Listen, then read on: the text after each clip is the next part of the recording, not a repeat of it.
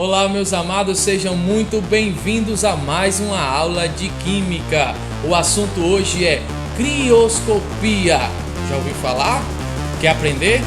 Então fica aí, não saia do seu lugar porque já vamos começar!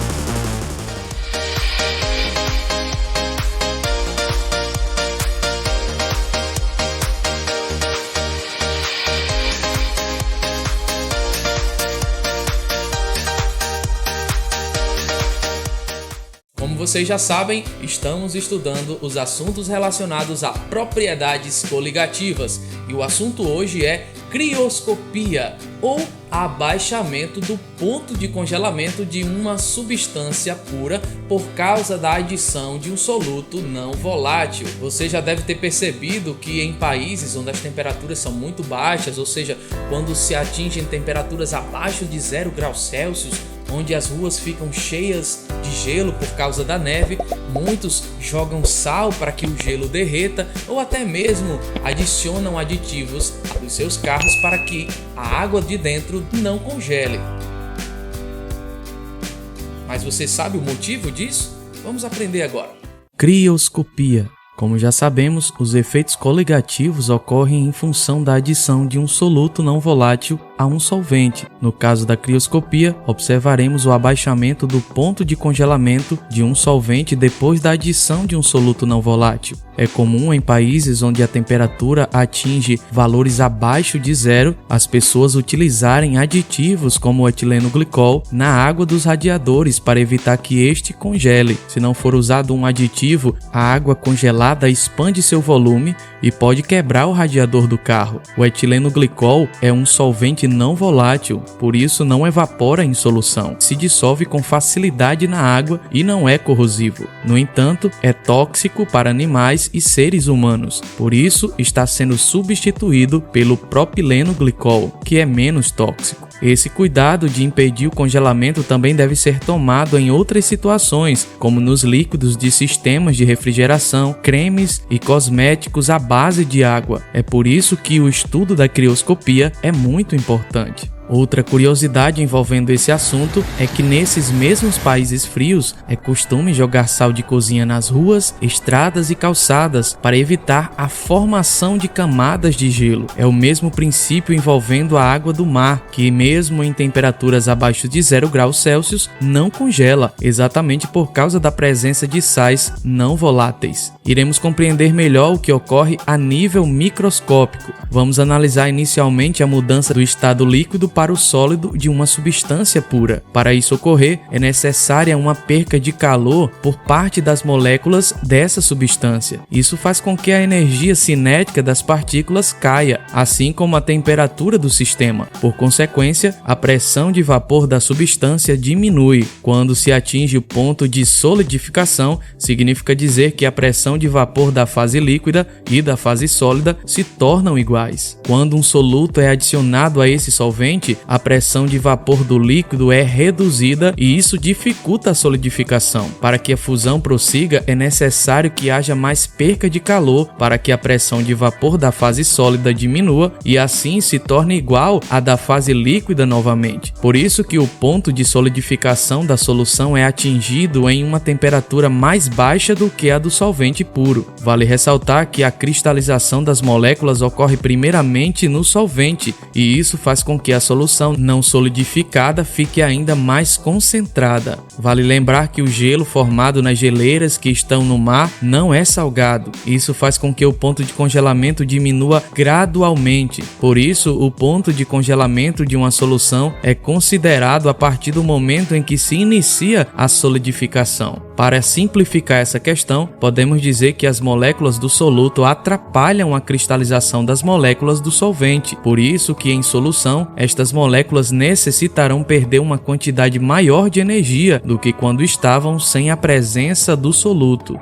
É importante frisar que quando estamos comparando solutos não voláteis, que não se dissociam ou ionizam-se, isto é, não são eletrólitos, o que vai diferenciar em relação ao efeito causado é a quantidade adicionada. Assim, quando quantidades iguais de solutos não voláteis e não eletrólitos diferentes são dissolvidos em uma mesma quantidade de solvente que se encontram em frascos diferentes, podemos assegurar que o abaixamento da temperatura de congelamento será o mesmo para ambas as soluções.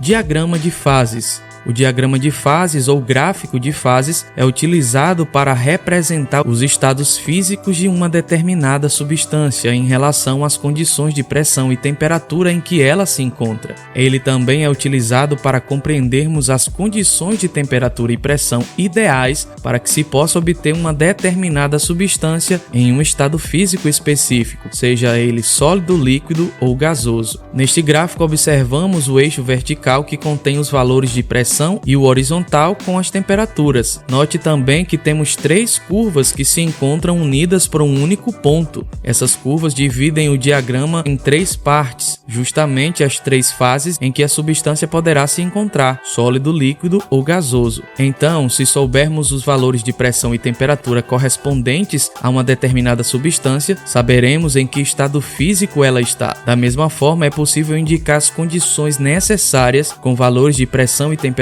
adequados para se conseguir obter um estado físico específico desejado. Este diagrama que estamos vendo é da água pura. Note que a relação entre a pressão de 1 atm e a temperatura de 100 graus Celsius nos indica que a água atinge o seu ponto de ebulição. Nesta mesma pressão e na temperatura de 0 graus Celsius, o ponto de fusão é atingido. Dessa forma, quando a relação entre a temperatura e a pressão gera um ponto isolado em uma determinada região do diagrama, teremos a substância no estado físico relacionado à região do gráfico. Porém, se a relação gerar um ponto tocando qualquer uma das curvas, significa dizer que a substância se encontra em uma transição entre as fases que a curva está localizada. Por exemplo, se a água estivesse em uma temperatura de 50 graus Celsius, a relação geraria um ponto na região líquida, mas se a temperatura fosse 110 graus Celsius, estaria na região do vapor. Resumindo, se o ponto tocar qualquer curva, a substância coexistirá entre as duas fases. Se não tocar em curva, se encontrará na fase correspondente à região do gráfico. Existe a possibilidade dessa confluência ocorrer no ponto triplo, que é a região de encontro entre as 3 curvas.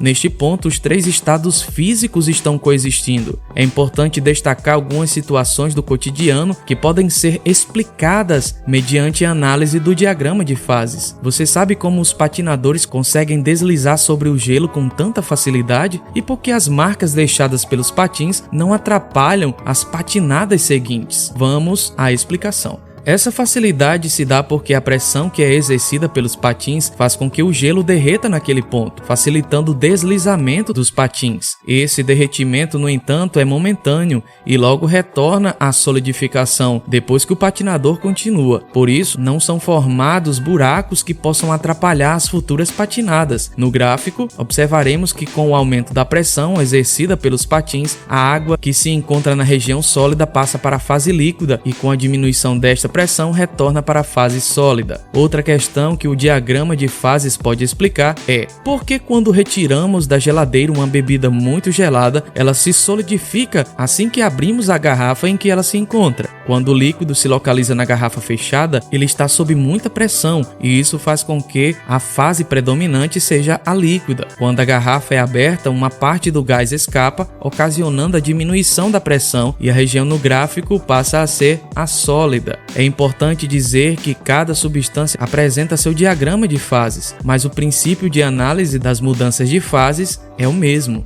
A seguir você pode observar o diagrama de fases do dióxido de carbono. Repare que as 3 regiões correspondentes aos estados físicos também são visíveis. Assim como vimos em tonoscopia e ebulioscopia, os cálculos relacionados à crioscopia também seguem a mesma lógica dos estudos de Raoult, ou seja, há uma relação direta entre a fração molar ou a quantidade de matéria de um soluto presente na solução, interferindo diretamente nas propriedades da substância pura. Vejamos os cálculos.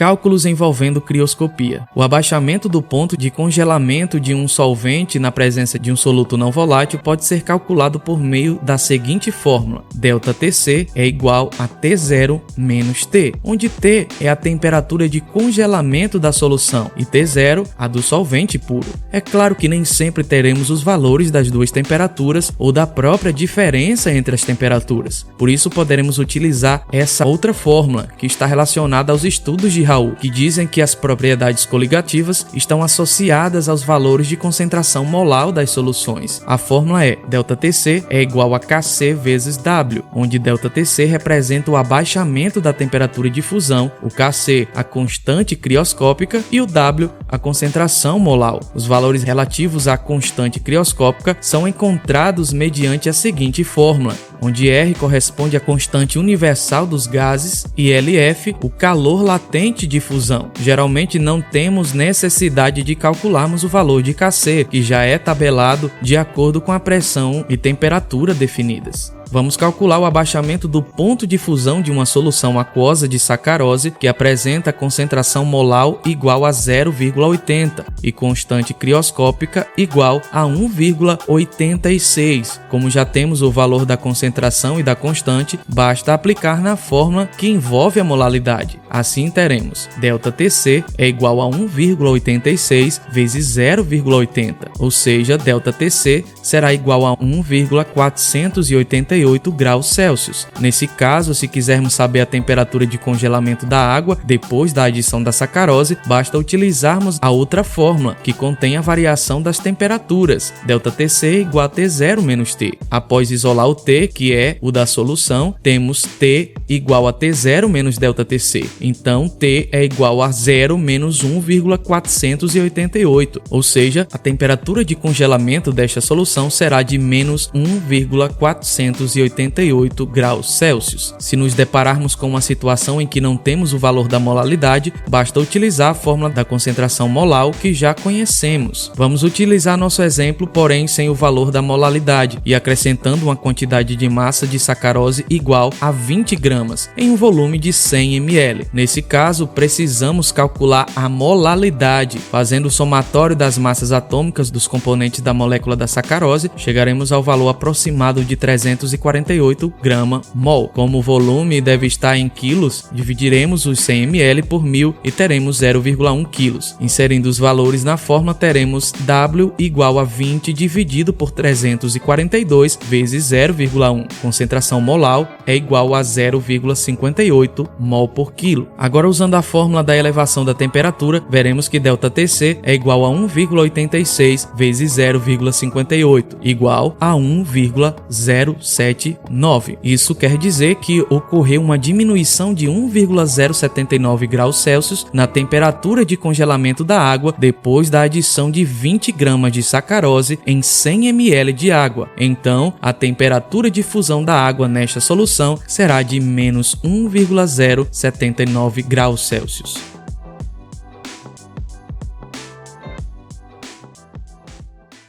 Pois é, chegamos ao final de mais uma aula. Espero que vocês tenham aprendido bastante sobre crioscopia. Se gostou, compartilhe esse vídeo, se inscreve no canal. Bons estudos, até mais, fiquem com Deus. Tchau, tchau!